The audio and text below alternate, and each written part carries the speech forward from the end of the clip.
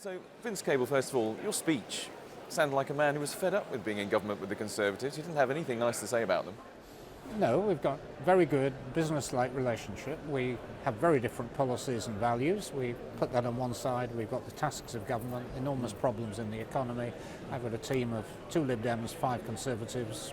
We come from very divergent places, but we've got a good team relationship. But your words today weren't business-like, were they? What I was doing was stressing our distinctive contribution to government, our different values. I was making criticisms of some of their dog whistle politics, which I don't think my colleagues in government, most of them, are involved in at all, but introduced a level of nastiness which we can do without.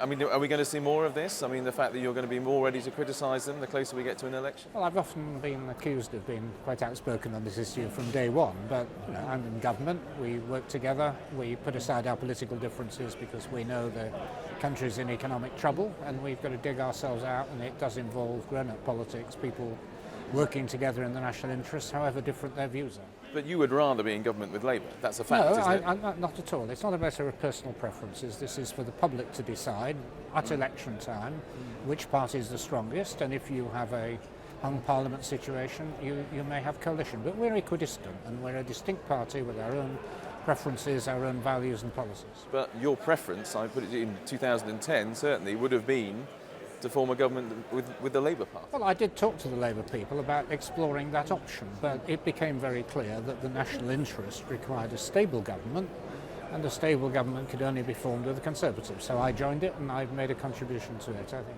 So the next time, in those circumstances, we could assume that your preference would be to form a government with Labour? No, that's not a correct deduction at all. The public have got to decide what their preferences are, and we respect the result. And if the country requires stable government, we will form a coalition, if we're asked to, if the opportunity arises, with whichever party is appropriate. It's not for me, likes or dislikes don't come into it.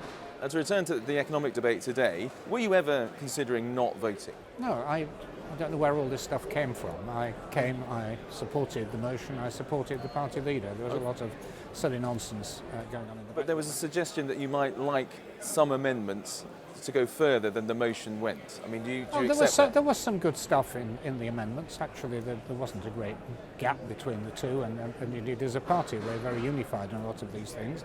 I think there was a general sense we wanted to capture the best elements of those amendments, and indeed we did. The motion has taken us forward significantly in terms of commitment to social housing and giving councils more freedom to support it. So is there anything you would rather have seen changed on the economic policy that's been voted on today? No, I'm happy with the outcome, and I voted for it. And you're completely supportive of the way it was put forward and the leadership and Nick Clegg and all the rest of it?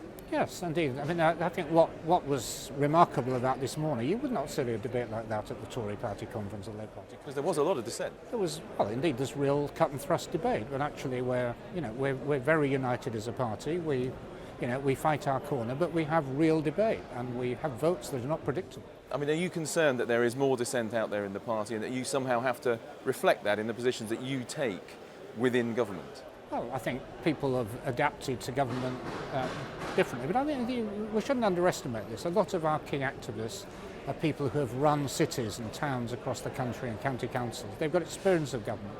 A lot of them have worked in coalitions of different kind. It's a very grown-up party. Now, what is this briefing document that's been sent out which says there's consideration of taxing people earning more than 50,000? What is your understanding of that? Are you in agreement with that idea? No, I'm not. I mean, there may well be people in some party committee dreaming up new ideas, but our tax policy is very clear. We want to cut income tax for people on low and middle earnings. We're doing that in government. We've got a phenomenal record now, lifting the threshold up to 10,000. 2 million people, I think, lifted out of tax. And on the other side, there are people who are very wealthy, who have property worth over 2 million, a mansion tax. That's our tax policy, and we're going to be sticking with it. So are there any plans for any more taxes on people earning more than 50,000? Not that I'm aware of. There may well be people in the party developing ideas along those lines, but I'm not aware of them. And if they were to come forward, what would your view on them be? We just look at their technical merit. I mean, I think we've got a key set of policies about income tax threshold for the low earners and mansion tax. That's our offering. So you would be prepared to look at new taxes on their technical merit? I'm not looking at the proposal. There may be people in the party who are. We can debate them. So where did this idea come from? I think there is a policy document somewhere. Some of our activists have put it forward, and it will be debated. We're having a tax debate later this afternoon. You may hear more about it then. But it came out of the blue as far as you're concerned? Well, I'd heard about it, but I haven't been actively involved in discussion. It's not something we're promoting in government. So you had heard about the idea of taxing people on more than 50,000? I'd heard journalists and others talking about it, but Within the party, it is not something that I and my colleagues in government are promoting. Vince Cable, thank you very much Thank you. indeed. Thank you.